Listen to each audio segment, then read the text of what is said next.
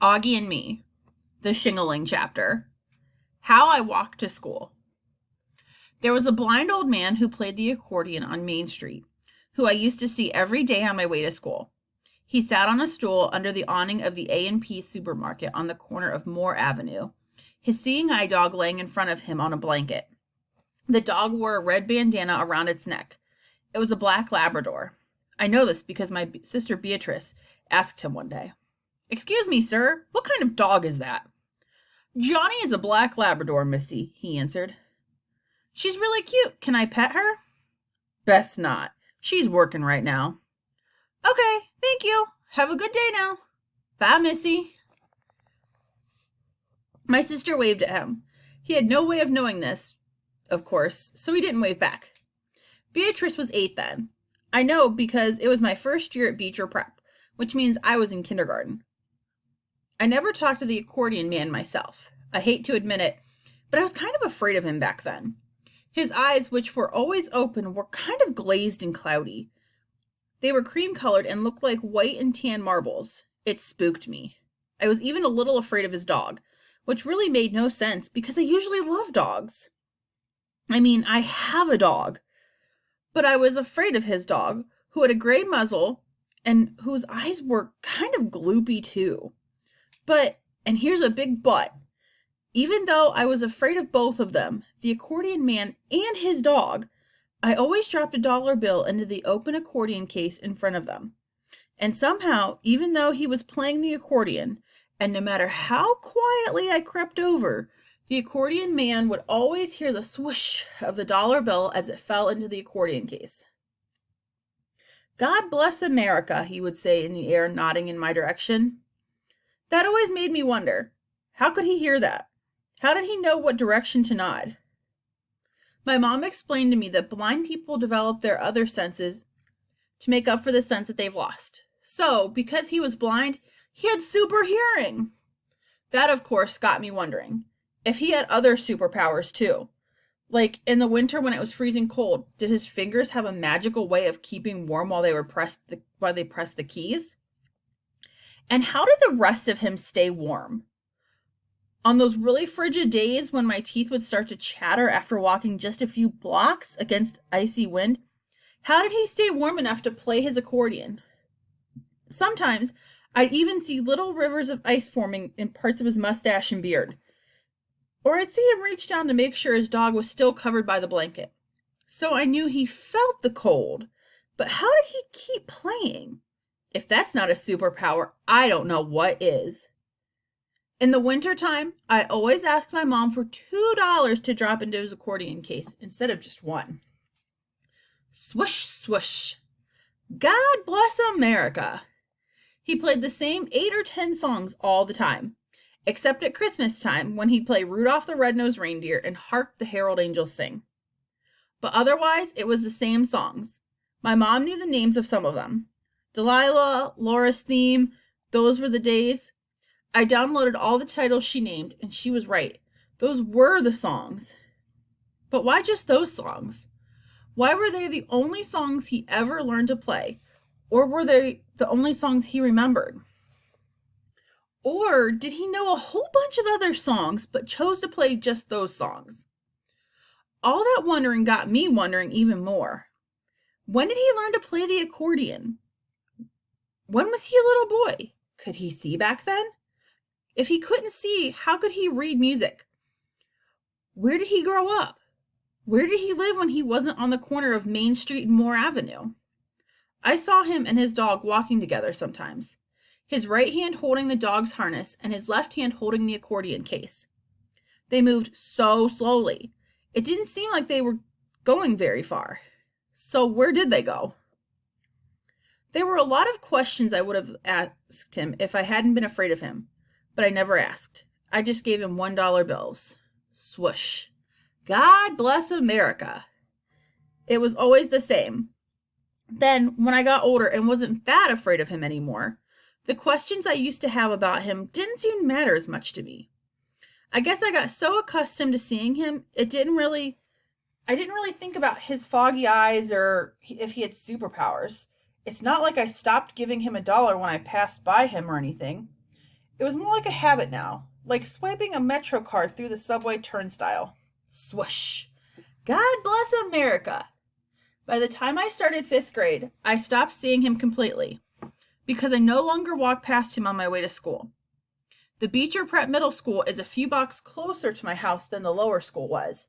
So now I walk to school with Beatrice and my older sister Amy, and I walk home from school with my best friend Ellie, as well as Maya and Lena, who live near me. Once in a while, at the beginning of the school year, we would go get snacks at the A&P after school before heading home. I'd see Accordion Man and give him $1 and hear him bless America. But as the weather got colder, we didn't do that as much, which is why it wasn't until a few days into winter break I went to the A&P with my mom one afternoon, and I realized that the blind old man who played the accordion on Main Street wasn't there anymore. He was gone. How I spent my summer vacation. My winter vacation. People who know me always say I'm so dramatic. I have no idea why they say that, because I'm really, really, really not dramatic. But when I found out that the accordion man was gone, I was kind of lost. I really didn't know why. I just couldn't stop obsessing about what had happened to him. It was like a mystery that I had to solve. What in the world happened to the blind old man who played the accordion on Main Street? Nobody seemed to know. Mom and I asked the cashiers in the supermarket, and the lady in the dry cleaners, and the man in the eye shop across the street if they knew anything. We even asked the policeman who give out tickets on that block. Everyone knew who he was, but no one knew what happened to him. Just that one day, poof, he wasn't there anymore. The policeman told me that on really cold days, homeless people are actually taken to city shelters so they won't freeze to death. He thought that's probably what had happened to Accordion Man. But the dry cleaning lady said that she knew for a fact that Accordion Man wasn't homeless. She thought he lived somewhere up in Riverdale because she'd see him getting off the BX3 bus early in the mornings with his dog. And the eye shop man said that he was certain that the Accordion Man had been a famous jazz musician once and was actually loaded, so I shouldn't worry about him. You would think these answers would have helped me, right? But they didn't. They just raised a whole bunch of other questions. That made me even more curious about him. Like, was he in a homeless shelter for the winter? Was he living in his own beautiful house in Riverdale?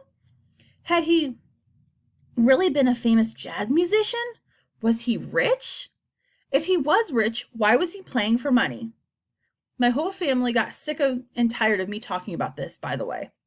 Beatrice was like, Charlotte, if you talk about this one more time, I'm going to throw up all over you. And Amy said, Charlotte, will you just drop it already? My mom's the one who suggested that a good way to channel my energy would be to start a coat drive in our neighborhood to benefit homeless people. We put up flyers asking people to donate their gently worn coats by dropping them off in plastic bags in a giant bin we left in front of our brownstone. Then, after we'd collected about 10 huge garbage bags full of coats, my mom and dad and I drove all the way downtown to the Bowery Mission to donate the coats. I have to say, it felt really good to give all those coats to people who really needed them. I looked around when I was inside the mission with my parents to see if maybe the accordion man was there, but he wasn't. Anyway, I knew he had a nice coat already, a bright orange Canada Goose parka that made my mom hopeful the rumors about him being rich might actually be true. You don't see many homeless people wearing Canada Goose, observed Mom. When I got back to school after winter break, Mr. Tushman, the middle school director, congratulated me on having started a coat drive. I'm not sure how he knew. It was generally agreed upon that Mr. Tushman had some kind of secret surveillance drone keeping tabs on everything going on at Beecher Prep. There was no other way he could have known all the stuff that he seemed to know. That's a beautiful way to spend your winter vacation, Charlotte, he said. Oh, thank you, Mr. Tushman. I loved Mr. Tushman. He was always really nice. What I liked was that he was one of those teachers that never talks to you like you're some little kid. He always uses big words, assuming you know and understand them, and he never looks away when you're talking to him. I also love that he wore suspenders and a bow tie and bright red sneakers. Do you think you could help me organize a coat drive here at Beecher Prep? He asked. Now that you're an expert at it, I would love your input. Sure, I answered, which is how I ended up being part of the first annual Beecher Prep coat drive.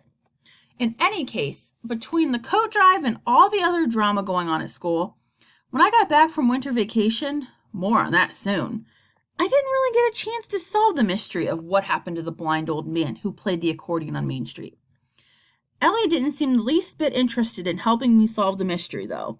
It was kind of the thing that she might have been into just a few months before. And neither Maya nor Lena seemed to remember him at all. In fact, no one seemed to care about what happened to him in the least. So I finally just dropped the subject. I still thought about the accordion man sometimes, though every once in a while, one of his songs he used to play on his accordion would come back to me, and then I'd hum it all day long.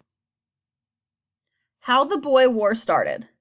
The only thing that everybody could talk about when we got back from winter break was the war, also referred to as the Boy War. The whole thing started right before winter break. A few days before recess, Jack Will had gotten suspended for punching Julian Albans in the mouth. Talk about drama. Everyone was gossiping about it, but no one knew exactly why Jack did it. Most people thought it had something to do with Auggie Pullman.